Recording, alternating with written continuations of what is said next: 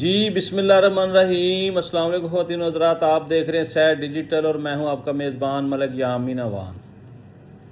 ناظرین، پاکستانیوں کو جہاں جہاں بھی بستے ہیں یوم آزادی بہت بہت مبارک ہو۔ اس کا مطلب آپ نے یہ نہیں سمجھنا کہ ہر شخص پاکستان میں آزاد ہے، نہیں، بہت سے لوگ ایسے ہیں جو آزاد نہیں ہیں، جو غلامی کی زندگی گزار رہے ہیں۔ اس کے اوپر میں تفصیل میں نہیں جانا چاہتا، بس دعا کریں کہ اللہ تعالی ہمیں اس غلامی سے نجات عطا فرمائے اور ہم حقیقی آزادی حاصل کر سکیں۔ اب حقیقی آزادی کے لیے ایک شخص، ایک درویش آیا تھا، اس نے عوام کو بتایا تھا کہ آپ لوگ غلام ہیں، آپ غلامی کی زندگی گزار رہے ہیں۔ اس شخص نے سوئی ہوئی قوم کو جگایا تھا، اس نے بتایا تھا کہ آپ خواب غفلت کے مزے لے رہے ہیں اور اشرافیہ آپ کا ملک لوٹ کر کھا گئی۔ تب جا کر عوام الناس کے ہوش ٹھکانے آئے۔ تمام مکاتب فکر کے لوگوں نے، تمام جماعتوں کے لوگوں نے اس بات کو تسلیم کیا کہ واقعی پس پردہ کچھ اور تھا اور ہم کچھ اور سمجھتے رہے۔ ناظرین، آج کا پاکستان میرے قائد کا پاکستان نہیں ہے۔ آج کا پاکستان اس شخص کا پاکستان نہیں ہے جس نے ہمیں آزادی دلانے کا وعدہ کیا تھا، جس نے نیا پاکستان بنانے کا نعرہ لگایا تھا، اور چوروں ڈاکوؤں نے اس نعرے کے خلاف جاتے ہوئے ایسا کام کیا کہ اس شخص کو، اس کی ٹیم کو، سب کو پابند سلاسل کر کے میدان خالی کیا اور اقتدار کے مزے لیے، اور ابھی تک وہ یہ جھولے جھول رہے ہیں، مزے لے رہے ہیں، خوش ہیں۔ لیکن سدا بادشاہی سونے رب دیے، سدا بادشاہی سونے رب دیے، سدا بادشاہی انہاں دی نہیں رہنی۔ اور پوری پاکستانی قوم جانتی ہے کہ یہ مینڈیٹ لے کر نہیں آئے ہوئے۔ جب کوئی پارٹی مینڈیٹ لے کر آئے گی وہ ہمیں حقیقی آزادی دلائے گی، اس دن کا انتظار کریں۔ بہرحال ناظرین، بات کسی اور طرف نکل جائے گی۔ میں 14 اگست کے حوالے سے ایک خصوصی ولاگ کرنا چاہتا ہوں۔ میں اپنے نوجوان نسل کو مخاطب کرنا چاہتا ہوں۔ یہ وہ باتیں ہیں جو میں نے 13 اگست کی رات کو اپنی آنکھوں سے دیکھی۔ میں نے دیکھا کہ مینار پاکستان پہ فائر ورک ہونا تھا۔ میں اپنی فیملی کے ساتھ گیا۔ بچوں نے کہا کہ جی ہم نے یہ فائر ورک دیکھنا ہے، کہ جی ٹھیک ہے چلتے ہیں۔ یقین کریں، تعداد اتنی زیادہ تھی نوجوانوں کی کہ مجھے حیرت ہو رہی تھی کہ یہ کون لوگ ہیں، یہ ویلے ہیں، یہ کوئی کام نہیں کرتے۔ میرا ذاتی خیال ہے کہ لاکھوں میں تھی، ہزاروں میں نہیں تھی۔ سب لوگ فائر ورک دیکھنے آئے ہوئے تھے۔ لیکن اگر یہی لوگ ذرا جاگ جائیں اور اپنے حق کے لیے نکلیں یا بات کریں تو ہمارا بڑے سے بڑا مسئلہ حل ہو سکتا ہے۔ نون لیگ کے ایک ایم این اے ہے، ایک ایم این اے ہے نون لیگ کے چنیوٹ سے، شیخ صاحب ہیں، ان کا نام میرے دماغ میں گھوم رہا ہے۔ انہوں نے 2 دن پہلے اپنے حلقے میں اناؤنس کیا کہ ہر شخص کو 5 لیٹر پٹرول فری ملے گا۔ جناب اعلیٰ، خلق خدا اس طرح وہاں پہنچی کہ جیسے جنت کے ٹکٹ تقسیم ہو رہے ہیں۔ تو موصوف ایم این اے صاحب جو ہیں وہ پرچیاں دے رہے تھے موٹر سائیکل والوں کو کہ یہ آپ پٹرول ڈلوا لیں وہاں سے۔ ناظرین، یہ کوئی 1500 کا بنتا ہوگا پٹرول، 5 لیٹر۔ تعداد سن کر آپ حیران ہو جائیں گے۔ ایک شخص نے ڈرون سے ویڈیو بنائی तादाद हजारों में इतना रश, हर बंदा 5 लीटर पेट्रोल लेने आ गया है।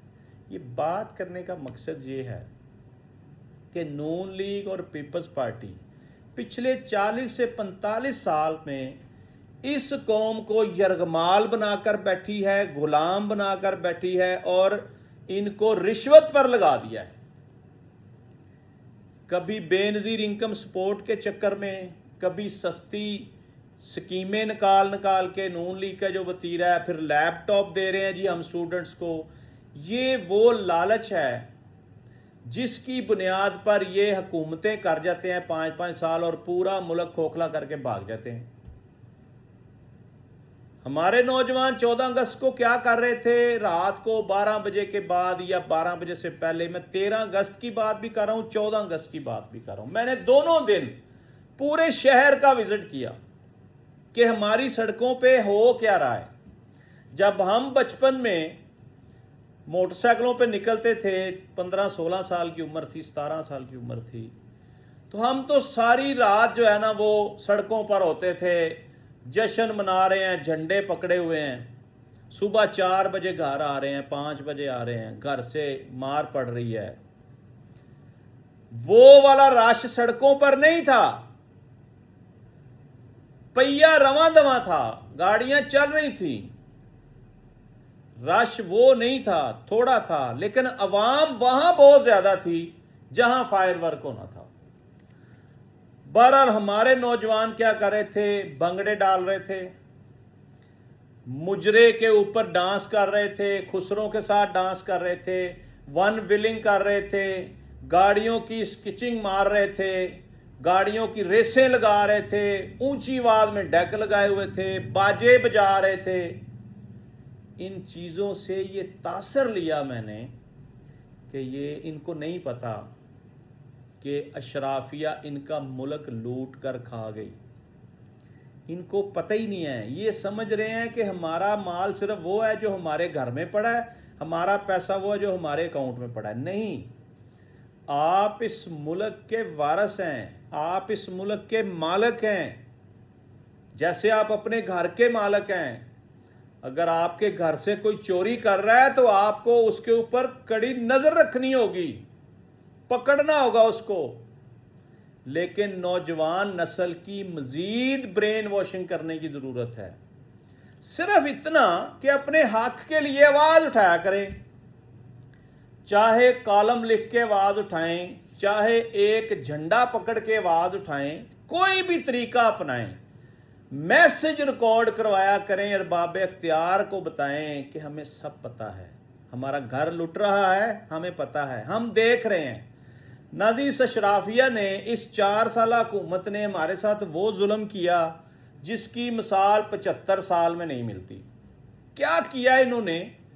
एक तो आपको पता है ये हमारे जाने पहचाने लोग हैं जिन्होंने अल्हम्दुलिल्लाह सवाए दिखावे के कभी कुछ नहीं किया, और कुछ अगर किया है थोड़ा बहुत तो वो नून लीग कर जाती है।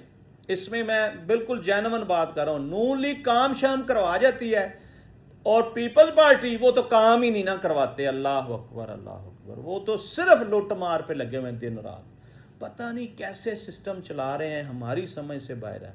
यानी इन 2 जमातों ने 4 साल इस मुल्क के ऊपर जो ताज़ा तरीन कब्जा किया हुआ है, हुकूमत कर रहे हैं, इनको लाने वाले जिम्मेदार हैं। मैं अक्सर ये कहता हूं, इनकी कहानी कोई नहीं है।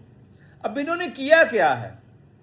इन्होंने बॉस को खुश करने के लिए कर्जे पे कर्जा लिया है, कर्जे पे कर्जा लिया है। मैं आपको एक एग्जांपल समझाना चाहता हूं। अगर हमारे ऊपर 75 साल में 50 रुपए कर्जा था तो इन लोगों ने 4 साल में 50 रुपए और ले लिया, यानी 75 साल का कर्जा और 4 साल का कर्जा एक बराबर। इन्होंने हमारे बैरूनी कर्जे डबल कर दिए, और पाकिस्तान में हर तीसरा शख्स फ्रॉड क्यों कर रहा है? क्योंकि वो भूखा मर रहा है, उसके पास पैसे नहीं है, उसके पास रोजगार नहीं है, बिजनेस बंद हो गए हैं, बिजनेस डिस्टर्ब हो गए हैं। हम आजाद तब होंगे जब हमारे लोग मैंडेट लेकर हुक्मरान बनेंगे।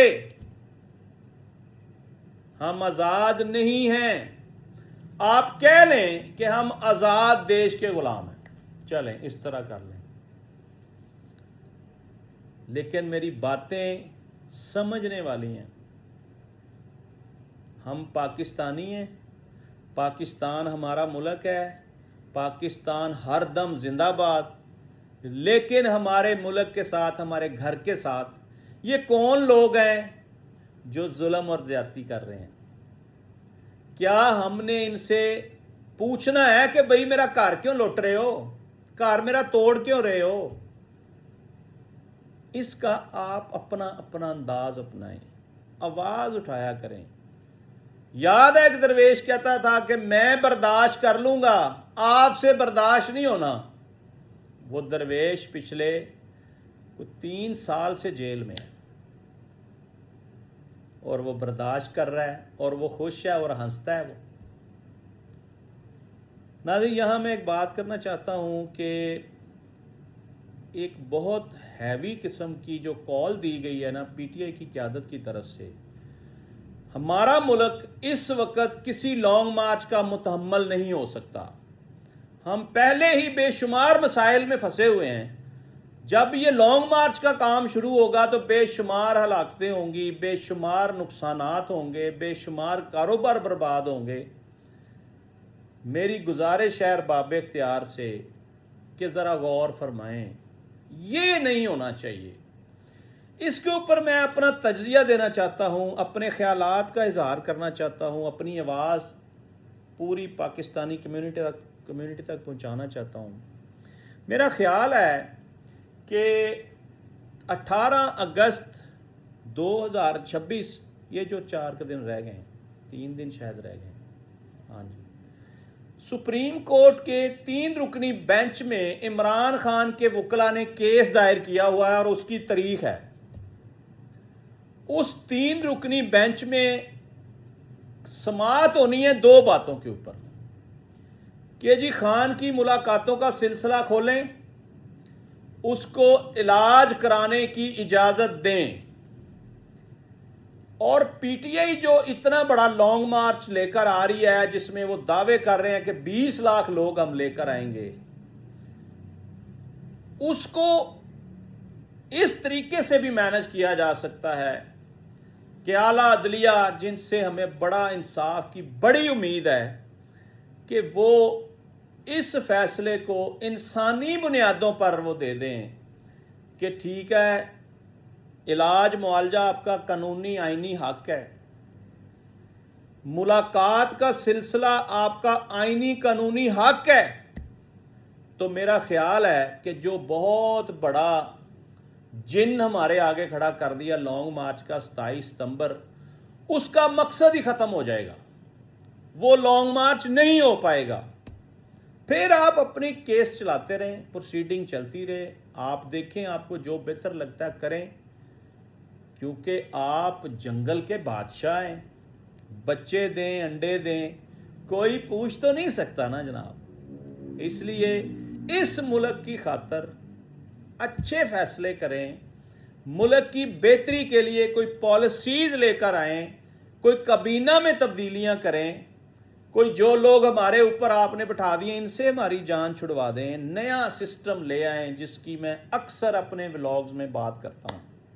खुदारा इस मुल्क को बचाना है तो सदारती निज़ाम लेकर आएं, तब मुल्क चलता है हमारा।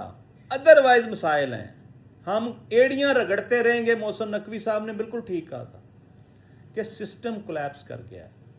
आप और भी 10 साल लगे रहें कुछ नहीं होना, 20 साल लगे रहें कुछ नहीं। सिस्टम को रीसेट करने की ज़रूरत है। जैसे हम मोबाइल को रीसेट नहीं करते, एक दफ़ा हर चीज़ वॉश ताज़ा दम हो जाता है मोबाइल, इस सिस्टम को एक दफ़ा रीसेट कर दें, ताज़ा दम कर दें। मेरे पास बहुत सारी इतलात हैं कि कुछ दिनों में बहुत कुछ होने वाला है। मोहसिन नकवी साहब का नाम आ रहा है प्राइम मिनिस्टर के लिए, इस पे मैंने पहले भी बात की थी, और मेरी ख्वाहिश है कि एक ताकतवर आदमी इस मुल्क का प्रेसिडेंट आ जाए। اور جو لوگ بے گناہ جیلوں میں ہیں ان کو رہا کر دیا جائے، ان کو چھوڑ دیا جائے، نرمی والا کلیہ اپنایا جائے اور عوام کو خوشحالی کی طرف گامزن کیا جائے۔ یہ میری گزارشات ہیں۔ ناظرین، جاتے جاتے میں ایک بات کرنا چاہتا ہوں۔ شبیر جان KPK کے منسٹر ہیں، انہوں نے بڑی دھواں دھار ایک وہ ٹویٹ کیا، اس میں وہ کہہ رہے تھے کہ تم نے ہمارے اوپر جتنا ظلم کیا ہے، ہماری حکومت آئے گی ہم اس سے ڈبل تیرے اوپر ظلم کریں گے۔ تم نے ہماری ملاقاتیں 9 مہینے نہیں ہونے دی، ہم 18 مہینے نہیں ہونے دیں گے۔ یعنی اس طرح کی سخت ترین باتیں، سخت ترین لہجہ، یہ تو لیڈر کی پہچان ہی نہیں ہے۔ جس شخص کے بارے میں آپ یہ قیاس رائیاں کر رہے ہیں وہ تو درویش ہے، ملنگ ہے، وہ معاف کر دے گا سب کو، میرا دعویٰ ہے۔ آج اس کو چھوڑیں، اس کو کوئی دشمن یاد ہی نہیں ہوگا، وہ کہے گا نہیں میرا کوئی نہیں دشمن۔ کیوں؟